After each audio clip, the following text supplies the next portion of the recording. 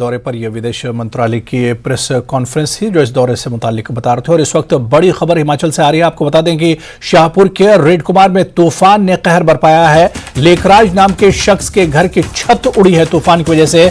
अभी हाल ही में लेखराज ने यह घर बनवाया था। घर की छत उड़ने से बड़ा नुकसान हुआ है।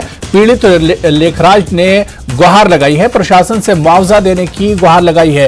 पीड़ित के घर में पड़ोसी के घर में लेखराज को शरण लेनी पड़ी है। और चलिए एक और बड़ी खबर है। सीएम सुखू के कांगड़ा दौरे का आज दूसरा दिन है और आज भी उनका अधिकारियों के साथ बैठक करने का कार्यक्रम है। वो आज बागवानी, कृषि, पशुपालन विभाग, राजस्व, सामाजिक न्याय एवं अधिकारिता विभाग और सेरिकल्चर विभाग के अधिकारियों के साथ बैठक करेंगे। साथ ही उनका धर्मशाला में बस स्टैंड के भूमि पूजन, मैक्लोडगंज बस स्टैंड का उद्घाटन और कई इलेक्ट्रिक बसों को हरी झंडी दिखाने का भी कार्यक्रम है। तो चलिए दोनों खबरों पर और बातचीत करेंगे। हमारे सहयोगी विचित्र इस वक्त हमारे साथ लाइव जुड़े हुए हैं। विचित्र, दो इंपॉर्टेंट खबरें हैं। एक तो पहले मौसम की बात कर लेते हैं। शाहपुर के रेड कुमार में तूफान की वजह से जो लेखराज हैं जिनके घर का नुकसान हुआ, और कहा जा रहा है कि तूफान इतना जबरदस्त था कि उनका जो नया घर बना था उसकी पूरी छत एक तरह से उड़ गई और उसको काफी नुकसान पहुंचा है।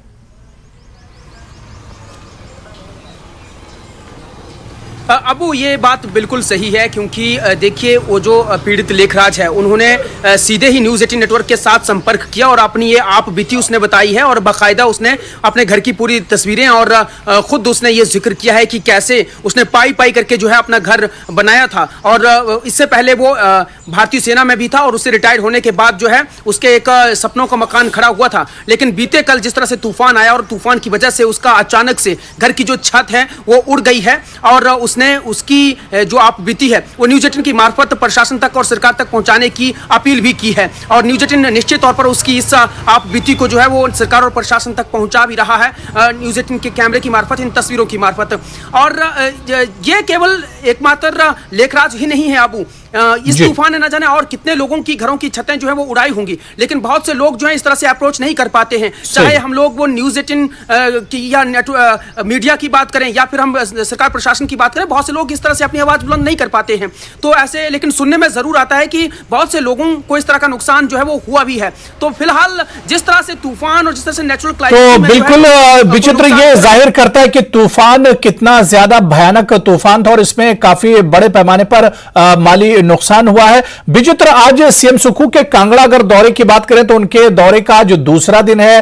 क्या कुछ शेड्यूल आज उनका के दौरे के दूसरे दिन रहेगा?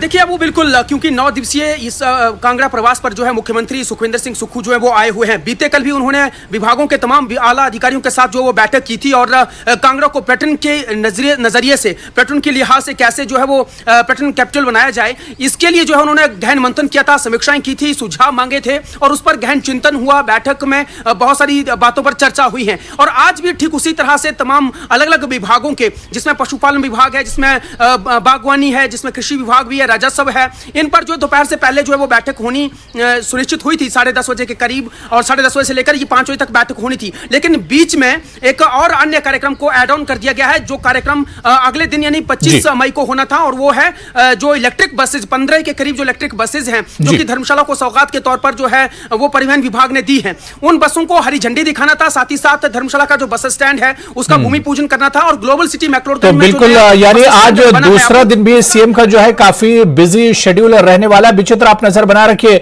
आपके पास लौट कर आएंगे और इस सीएम के इस दौरे पर विस्तृत जानकारी आपसे लेंगे। बहुत बहुत शुक्रिया विचित्र हमारे साथ जुड़ने के लिए।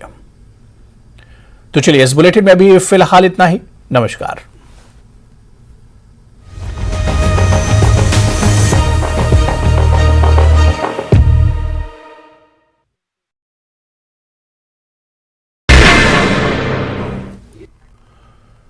नमस्कार, स्वागत है, आप देख रहे हैं धार भी।